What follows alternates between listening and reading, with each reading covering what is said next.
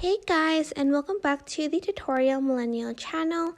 In this video, I'm going to be showing you guys how you can favorite templates on Snack Video.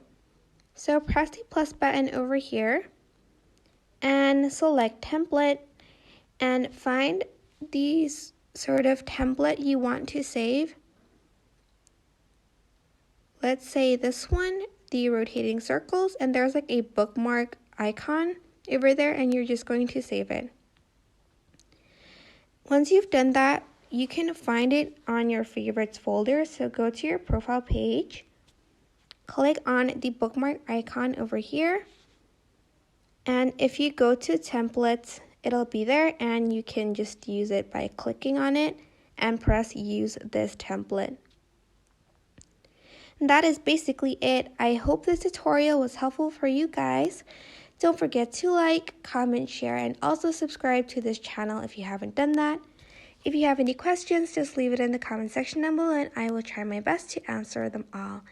Thank you so much for watching. Bye!